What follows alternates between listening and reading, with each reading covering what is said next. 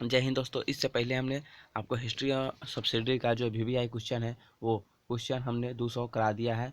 आप लोग और जो उस वीडियो को नहीं देखे हैं, वीडियो पार्ट 1 और वीडियो पार्ट 2 का, तो उसका लिंक दोनों का डिस्क्रिप्शन में दे दिया गया है। यहाँ से आप लोग इस वीडियो को देखने के बाद उस वीडियो को देख लेंगे। तो चलिए, इस वीडियो में हम 201 से लेकर के 300 नंबर तक का क्वेश्चन बताऊँगा। तो पहला क्वेश्चन शुरू करता हूँ। कहता है पहला क्वेश्चन 201 नंबर में, मुगल यहाँ पे बादशाह का जायदाद मुगल बादशाह होना चाहिए। यहाँ पे टाइपिंग में मिस्टेक हो गया है, कोई बात नहीं है। का जायदाद वाली प्रजा कौन कहलाता था? तो इसका जो आंसर हो जाएगा जमींदार कहलाता था, जमींदार। उसके बाद है 202 नंबर में, मुगलों के स्वायत्तशाही स्वायत्तशासी राजाओं की रियासत किसे माना जाता था? तो इसका जो आंसर हो जाएगा वेतन जागीर, वेतन जागीर। अगला क्वेश्चन है, जमींदारी प्रथा की शुरुआत की थी? तो जमींदारी को प्रथा की पूर्व से जारी किया गया था, पूर्व से ही जारी किया गया था। नेक्स्ट नंबर क्वेश्चन है 204 नंबर में, कहता है किस ग्रंथ में जमींदारों की जातियों के आधार पर प्रादेशिक प्रभावों का उनका स्वामित्व दिखाया गया है? तो इसका जो है आईन अकबरी में, आईन अकबरी में। अगला क्वेश्चन है 205, कुछ कृषि योग्य भूमि पर हर तरह से किसी जमींदारों का स्वात्वाधिकार होता है, यानी कि प्रॉपर्टी राइट होता है, उसका स्वयं का अधिकार होता है उसके प्रॉपर्टी का। तो इसका जो आंसर हो जाएगा आपको प्राथमिक जमींदार का, प्राथमिक जमींदार का। नेक्स्ट नंबर 206, 16वीं शताब्दी में जमींदारों के बैनामे क्या होते थे? तो इसमें जो आंसर हो जाएगा विक्रय लेख, विक्रय लेख। नेक्स्ट नंबर क्वेश्चन में कहता है काश्तकारों से वसूले गए गए कर के कितना भाग जमींदारों के मालिकाना हक के लिए छोड़ दिया जाता था? तो इसका जो हो जाएगा 10वां हक, 10वां। उसके बाद है 208, मालगुजार कौन जमींदार माने जाते थे? तो मालगुजार वह जमींदार माने जाते थे जो प्राथमिक जमींदार, प्राथमिक जमींदार। किस जमींदारों को भूमि राजस्व प्रशासन की रीढ़ बैकबोन कहा जाता था? नेक्स्ट क्वेश्चन है 209 नंबर। तो इसका जो आंसर हो जाएगा माध्यमिक जमींदार, माध्यमिक जमींदार। 210 नंबर, बलपूर्वक मांगने पर भी ही जो जमींदार भू राजस्व की भरपाई करते थे वह कहे जाते थे? तो वो जो है जमींदार ए जोरतबल कहा जाता था, उसको कहा जाता था। मुगल शासक में जो अमीर दरबार में तैनात रहते थे कहलाते थे? तो इसमें जो है तैनात ए रकाब कहलाते थे। 212 नंबर, जो अमीर दरबार में तैनात होते थे उन्हें माना जाता था? तो उसको जो है आंतरिक बल एवं तैनात ए रकाब माना, दोनों के दोनों माना जाता है। ऑप्शन नंबर ग करेक्ट आंसर हो जाएगा। नेक्स्ट नंबर क्वेश्चन है 213, अमीरों की मृत्यु के बाद उनकी सारी संपत्ति शाही खजाने वापस आ जाती थी, इस कानून को क्या कहते थे? तो इस कानून को जो है राजगामिता कानून का बोला जाता है, राजगामिता कानून बोला जाता था। उसके बाद अगला है 214, अमीर वर्ग की प्रशासनिक क्षमता में गिरावट कब आई? तो इसका जो है 17वीं शताब्दी के अंत में और 18वीं शताब्दी के प्रारंभ, यानी कि ऑप्शन नंबर ग करेक्ट आंसर हो जाएगा, दोनों के दोनों। इसके बाद कहता है 215 में, इजरा, इजरा का अर्थ है? तो इजरा का जो अर्थ है आपको बता दें, इसका अर्थ, इजरा का अर्थ जो होता है मालगुजारी को पट्टे पर देना, मालगुजारी को पट्टे पर देना। इजरा का अर्थ मालगुजारी को पट्टे पर देना। अगला क्वेश्चन 216 नंबर है, किस बादशाह के समय शाही निरंकुशता उच्चता के शिखर पर थी? तो इसका जो आंसर हो जाएगा अकबर के समय, अकबर के समय। और उसके बाद नेक्स्ट क्वेश्चन, अमीर वर्ग के प्रति अकबर ने कौन सा सिद्धांत अपनाया था? अमीर वर्ग के प्रति जैसा को तैसा, जैसा को तैसा का सिद्धांत अपनाया। उसके बाद नेक्स्ट नंबर क्वेश्चन 218 नंबर में कहता है मिश्रित शासक वर्ग की योजना किस मुगल शासक ने दी थी? तो इसका जो है अकबर ही आंसर हो जाएगा। मजर, तौहीद उ इलाही, तुलादान तथा झरोखा दर्शन किस बादशाह ने चलाया था? तो इसका जो चलाने वाले थे वो अकबर ही थे, Akbar. Next number question 220 number में कहता है मुगलिया अमीर वर्ग का संगठन किस व्यवस्था के ढांचा में होता था, तो इसका जो आंसर हो जाएगा मनसबदारी, मनसबदारी। उसके बाद 221 नंबर क्वेश्चन में मुगल काल में राजस्व अधिकारी होते थे, इसका जो करेक्ट आंसर हो जाएगा ऑप्शन नंबर कानूनगो एवं चौधरी, यानी कि दोनों के दोनों, ऑप्शन नंबर ग इज करेक्ट आंसर हो जाएगा, ऑप्शन नंबर ग सही हो जाएगा। इसके बाद है 222 में कहता है किस मुगल बादशाह ने यह कानून बनाया कि देनदारी बाकी न होने की हालत में मरने वाले अमीरों की संपत्ति कुर्क न की जाए। इसका जो है औरंगजेब ने ऐसा कानून बनाया था। उसके बाद 223 नंबर उमरा परंपरा को किस बादशाह ने लाया था, तो उमरा परंपरा के जो है था वो बाबर ने लाया था। उसके बाद है 224 नंबर क्वेश्चन में असांप्रदायिक नीति की शुरुआत किस मुगल बादशाह ने किया, तो इसका जो आंसर हो जाएगा आपका ग number, option number Akbar correct answer हो जाएगा। इसके बाद है 225 number question nobility under Aurangzeb, nobility under Aurangzeb नामक पुस्तक अध्ययन किस इतिहासकार से प्राप्त हुआ है, तो इसका जो इतिहासकार है अतहर अली जी है, अतहर अली जी। नेक्स्ट नंबर क्वेश्चन 226 है मुगल कालीन जागीरदारी प्रथा में हासिल क्या था, तो मुगल कालीन वास्तविक आय हासिल होता था। उसके बाद 227 जागीरदारी संकट पर किस इतिहासकार ने विस्तार से विचार किया है, तो इसका जो आंसर है Satish Chandra, Satish Chandra. Next number question मनसबदारी प्रथा का प्रचलन किस मुगल बादशाह ने शुरू किया था, तो इसका करेक्ट आंसर जो हो जाएगा आपको Akbar, Akbar. Next number question, अगला क्वेश्चन है मनसबदारी प्रथा में शुरुआत की आवश्यकता किस मुगल बादशाह के शासनकाल में हुई थी, तो इसका करेक्ट आंसर शाहजहां, शाहजहां। अगला क्वेश्चन 230 नंबर में कहता है किस मुगल बादशाह के अंतिम वर्षों में अमीर वर्ग में स्वार्थ प्रवृत्ति और गुटबंदी बन गई थी, तो इसका जो औरंगजेब ने। नेक्स्ट नंबर क्वेश्चन 231 नंबर है राजस्व निर्धारण और कर संग्रह का अधिकार किसके पास था, तो इसका जो अधिकार था वो जागीरदार के पास होता था उस समय। उसके बाद 132 नंबर क्वेश्चन है जागीरदारी का कार्यकारी किस में निहित था, तो इसका जो आंसर हो जाएगा फौजदारी में, फौजदारी में जागीरदारी का कार्यदारी फौजदारी में।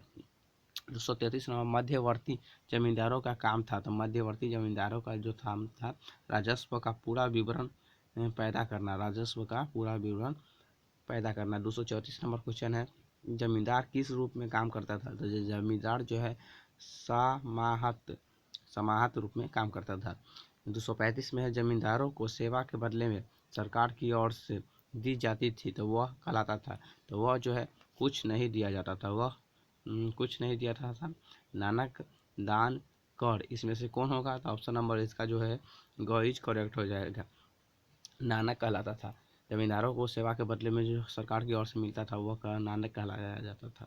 उसके बाद 236 नंबर क्वेश्चन में कहता है मालिकाना है, तो मालिकाना जो है आपको जमींदारों का यहाँ पे मालिकाना का अर्थ हो जाएगा यहाँ पे ख नंबर, जिसमें जमींदारों का मेहनता। उसके बाद है अगला है 237 नंबर क्वेश्चन है 17वीं शताब्दी में कौन सा महासागर व्यापारिक नेटवर्क का केंद्र था, तो इसका हिंद महासागर, हिंद महासागर। इसके बाद है 238 नंबर 17वीं शताब्दी ऋण व्यवस्था का कौन सा माध्यम था, तो इसका जो आंसर हो जाएगा हुंडी व्यवस्था, हुंडी व्यवस्था।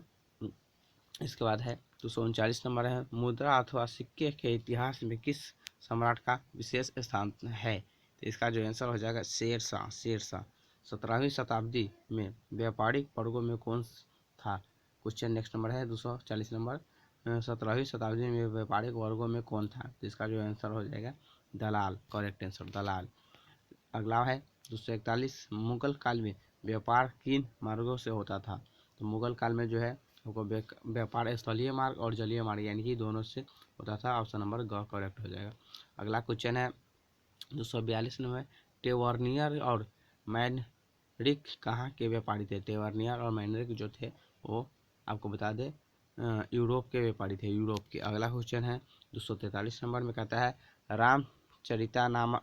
रामचरितमानस के रचयिता तुलसीदास किस मुगल बादशाह के समकालीन थे? ये जो समकालीन थे अकबर के ही समकालीन थे। रामचरितमानस तुलसीदास नामक मानस के रचयिता। उसके बाद 244 नंबर क्वेश्चन में कहता है निम्नलिखित में से कौन सा बादशाह साहित्य का सबसे बड़ा संस्थापक था? तो ये जो है आपका आंसर नंबर ऑप्शन अकबर सही हो जाएगा। अगला क्वेश्चन कहता है काव्य वृत्तबोध किसकी रचना है? काव्य वृत्तबोध जो है किसकी रचना है? तो वो रचना जो है मुनीश्वर दास जी का है, मुनीश्वर। उसके बाद है 246 नंबर आगरा का किला किस बादशाह ने बनवाया? तो आगरा का किला जो है बनवाने वाले हैं अकबर ने बनवाया।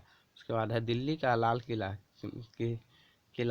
किसने बनवाया? तो दिल्ली का लाल किला जो है शाहजहां के द्वारा बनवाया गया है। दिल्ली का लाल किला शाहजहां के द्वारा। नेक्स्ट नंबर क्वेश्चन है 248 नंबर क्वेश्चन में कहता है किस के शासन काल में संगमरमर का प्रयोग चरम पर था? किसके शासन में संगमरमर का प्रयोग चरम पर था? तो शाहजहां के समय में।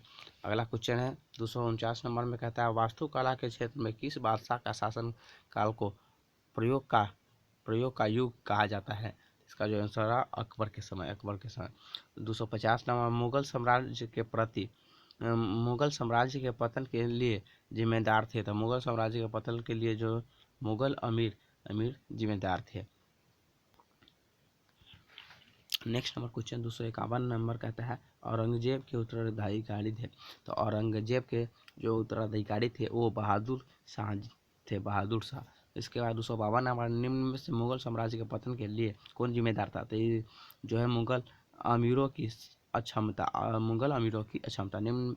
उसके बाद 253 मुगल साम्राज्य के पतन के लिए निम्न में से कौन सा कारण नहीं था? तो कौन सा कारण? तो यानी कि उत्तर यानी कि तीनों के तीनों हो जाएगा यहाँ पे, सभी के सभी जो ऑप्शन है। उसके बाद है आपको बता दें यहाँ पे 254 नंबर मुगल साम्राज्य के पतन के लिए निम्न में से कौन सम्राट सबसे अधिक जिम्मेदार है? तो औरंगजेब जो है सबसे अधिक जिम्मेदार है। उसके बाद 255 निम्न में से वैष्णव धर्म के उपदेशक कौन नहीं है? तो कौन नहीं है? तो इनमें से रामानंदन निम्बार्क यानी कि तीनों के तीनों जो नहीं है। ये करेक्ट आंसर घ नंबर हो जाएगा। अगला क्वेश्चन है 256 नंबर में कहता है राम और कृष्ण को किसका अवतार माना जाता है? तो राम और कृष्ण को जो है उसका अवतार जो है विष्णु को ही माना जाता है। नेक्स्ट नंबर क्वेश्चन कहता है उर्दू और को किस शब्द से उत्पन्न माना जाता है? तो उर्दू को जो है माना जाता है दत्त शब्द से। उसके बाद है सिख धर्म के संस्थापक थे? तो 258 नंबर क्वेश्चन में सिख धर्म के संस्थापक गुरु नानक को कहा जाता है, गुरु नानक। उसके बाद नेक्स्ट नंबर क्वेश्चन है आदि ग्रंथ की रचना किस गुरु ने की थी? तो आदि ग्रंथ की रचना जो है करने वाले गुरु अर्जुन थे। उसके बाद है 260 नंबर क्वेश्चन सिख के अंतिम गुरु कौन थे? तो सिख के अंतिम गुरु गोविंद सिंह जी थे। नेक्स्ट नंबर क्वेश्चन 261 नंबर में चिश्ती सिलसिला के प्रतिपादक कौन थे? तो इसका जो आंसर है ख्वाजा सलीम चिश्ती। अगला है 262 नंबर में है राजकुमार द्वारा को किस सिरना के समर्थक था? तो इसका जो है कादिरी सिलसिला। यहाँ पे सिलसिला टाइपिंग है, साफ नहीं दिखाई दे रहा है इसलिए थोड़ा सा साउंड हिचकिचा गया है, उसके लिए सॉरी। उसके बाद 263 नंबर में है निर्गुण पंथ के प्रतिपादक कौन थे? तो इसका जो आंसर हो जाएगा कबीरदास, निर्गुण पंथ के प्रति।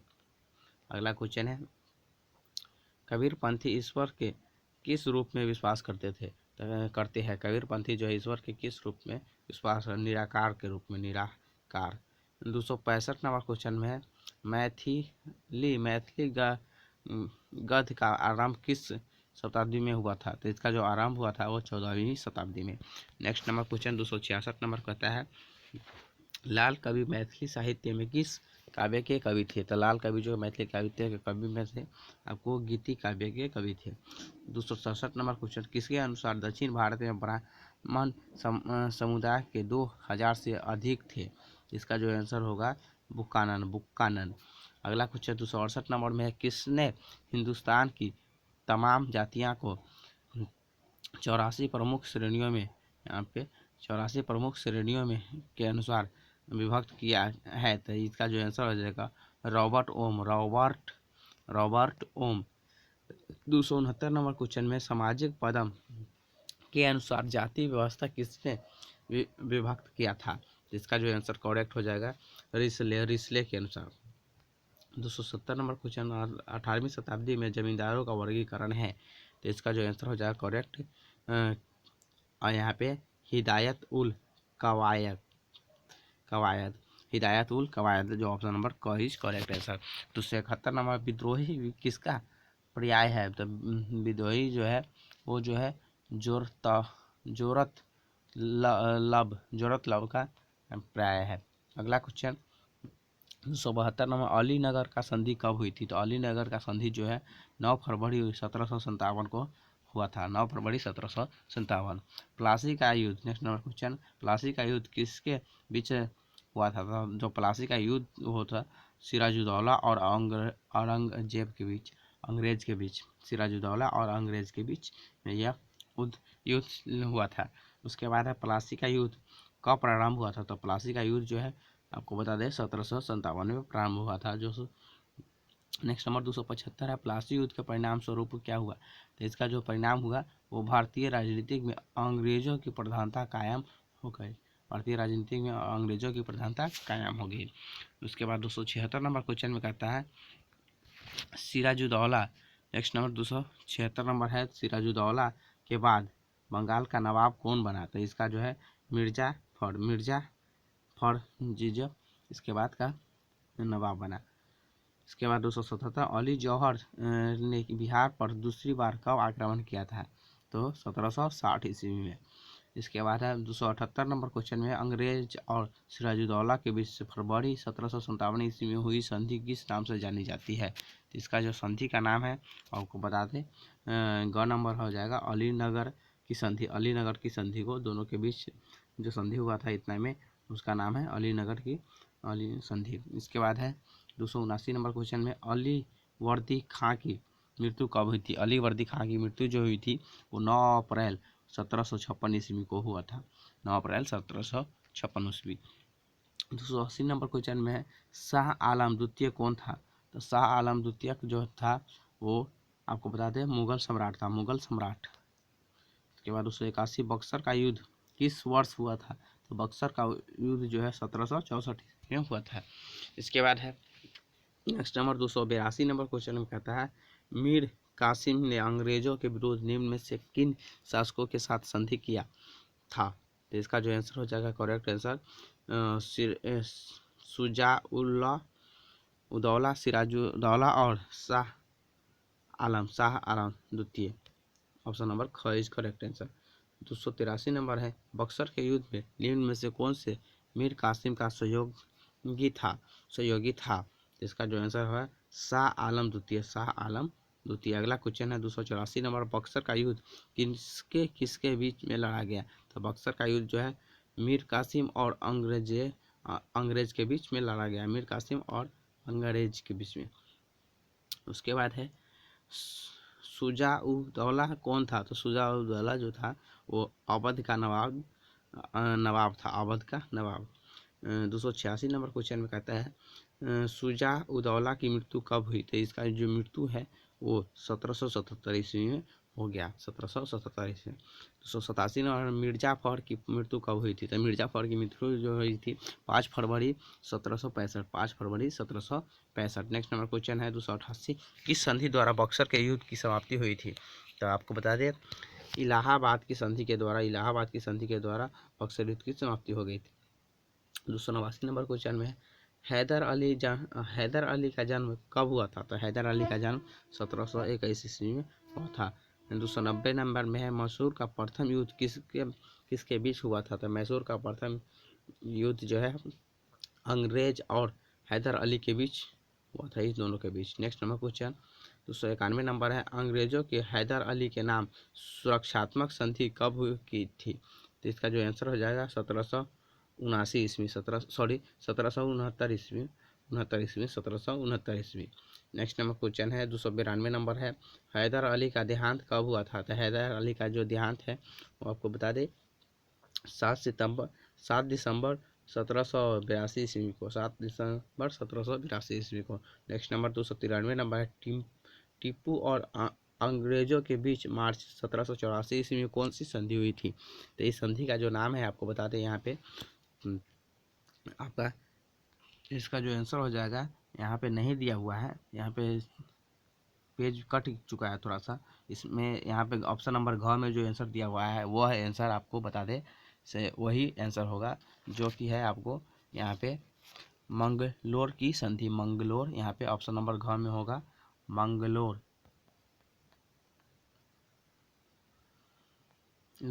मंगलोर की संधि।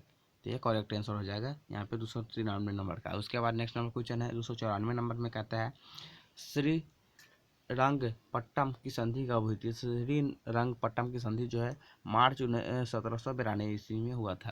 इसके बाद है 295 नंबर में है, बालाजी विश्वनाथ पेशवा कब बना था? तो बालाजी विश्वनाथ पेशवा जो बना था वो आपको बता दें 1713 ईस्वी में बना हुआ था।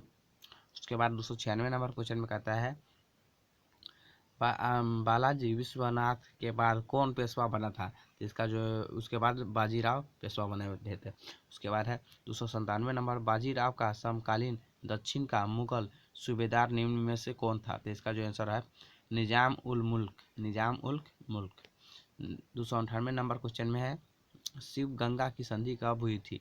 शिव गंगा की संधि जो है 16 मार्च 1728 ईस्वी को हुआ था, 1728 ईस्वी 16 मार्च। दोस्तों इस वीडियो का 2 क्वेश्चन और लास्ट है 299 नंबर और 300 नंबर। 299 नंबर में कहता है रघुनाथ और बम्बई की सरकार के बीच सूरत की संधि कब हुई थी? तो इसका जो आंसर है 7 मार्च 1775, 7 मार्च 1700। 300 नंबर क्वेश्चन में 1776 ईस्वी में मराठों और अंग्रेजों के बीच कौन सी संधि हुई थी? तो इसका जो है पूर्णनगर की संधि हुई थी, पूर्णनगर की संधि। तो दोस्तों आप लोगों को अभी तक 3 वीडियो हिस्ट्री का 3 वीडियो करा दिया गया है 3 को भाग में, भाग 1, भाग 2 और भाग 3, ये लास्ट तीसरा भाग है। इसके बाद एक भाग और मिलेगा, चौथा भाग, और जो चौथा भाग आप देखना चाहते हैं तो इस चैनल को सब्सक्राइब नहीं किए अभी तक ने तो ज़रूर सब्सक्राइब कर ले और बेल आइकन को ज़रूर प्रेस कर दे, ताकि जो भी वीडियो हम डालें आपको तुरंत नोटिफिकेशन मिले। और इससे पहले आपने भाग 1 और भाग 2 को नहीं देखे है तो उसका दोनों का लिंक आपको इस वीडियो के डिस्क्रिप्शन में दे दिया गया है, उस वीडियो को जाकर के देख लेंगे, ताकि आपका हिस्ट्री का जो है टोटल के टोटल VVI ऑब्जेक्टिव क्वेश्चन तैयारी हो जाएगा, आपका एग्जाम का एक भी क्वेश्चन ना छूटेगा, अच्छे से आपका एग्जाम जाए। तो अभी तक टाइम ही मिलता हूँ नेक्स्ट वीडियो में। जय हिंद।